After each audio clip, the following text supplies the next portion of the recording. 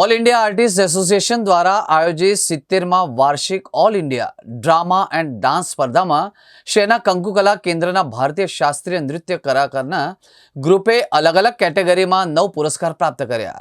સિમલા ખાતે 70મી વાર્ષિક all India drama and dance સ્પર્ધા યોજાઈ.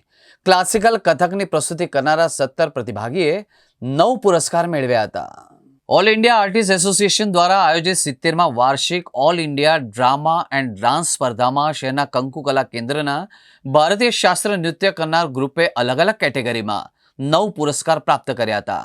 વર્ષ 1955માં શિમલા ખાતે યોજાતી આ સ્પર્ધામાં ડ્રામા અને ડાન્સ ક્ષેત્રના લોકોને પરફોર્મન્સ આપવાની તક પ્રાપ્ત થતી હતી.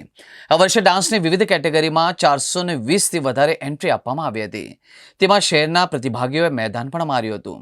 જે વિશે માહિતી આપતા કંકુકલા કેન્દ્રના સ્થાપક અને શ્રી મહારાણી ચિમનાબાઈ શ્રી ઉદ્યોગમાં કથક શિક્ષક તરીકે ભૂમિકા બજાવનાર કથક વિશારદ પશ્મિના ઉપાધ્યાયે કહ્યું હતું કે સિમલા ખાતે હતા, જેના પરિણામ સ્વરૂપ ક્લાસિકલ કથકની સોલો, ડ્યુએટ અને ગ્રુપ એમ 3 કેટેગરીમાં 9 પુરસ્કાર પ્રાપ્ત કર્યા છે.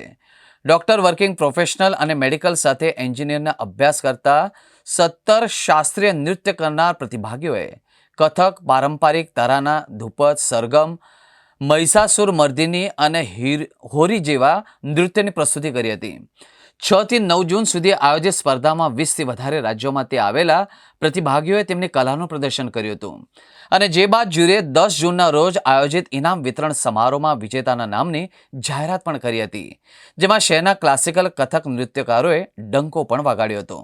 સ્પર્ધામાં ભાગ લેનાર પ્રતિભાગીઓમાં પશ્મિના ઉપાધ્યાય, ઋતુ પટેલ, ઈશિતા સાલ્વી, પાંખી શુક્લા, વિરાલી પટેલ, દિયા ચૌહાણ, જીલ ઠક્કર, નિયા સોની, નિવા સોની, આદ્યા સોહની, અવિશા ઠક્કર, પ્રિયા દેસાઈ, રિયા ભટ્ટ, જીયા પટેલ, સીમા સંગે, કુશાગ્રતા ચૌહાણ અને નમ્રતા રાવલનો સમાવેશ થાય છે.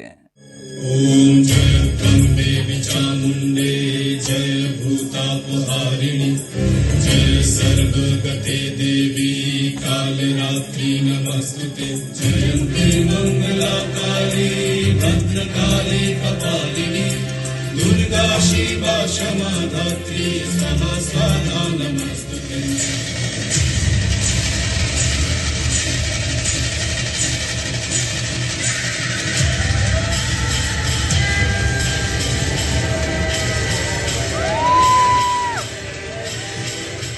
ફાઉન્ડર ઓફ કંકુકલા કેન્દ્ર કથક ડાન્સ એકેડમી, જે માંજલપુર ખાતે સ્થિત છે, તેમજ શ્રી મહારાણી ચિમનાબાઈ સ્ત્રી ઉદ્યોગાલયમાં કથક ફેકલ્ટી તરીકે કાર્યરત છે.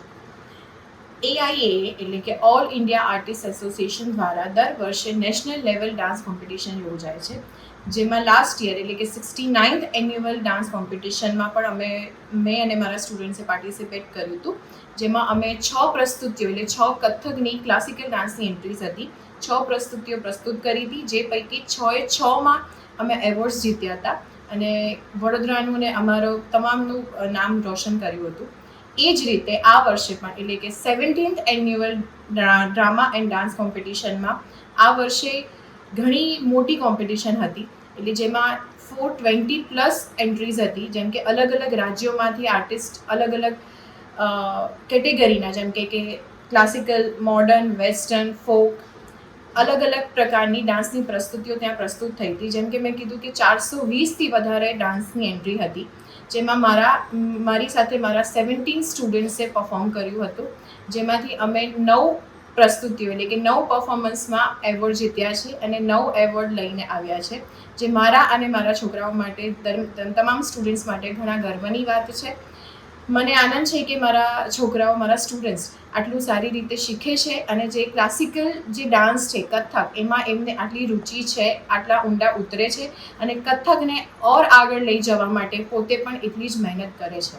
મારી ઈચ્છા એ જ છે કે તમામ સ્ટુડન્ટ્સ શીખે કથકને. કથક એક શબ્દ જ નથી, કથક એક પૂરી દુનિયા છે, તો બધા જ એને જાણે, એકબીજાને સુધી પહોંચાડે અને કથકનું નામ આગળ બી રોશન કરે.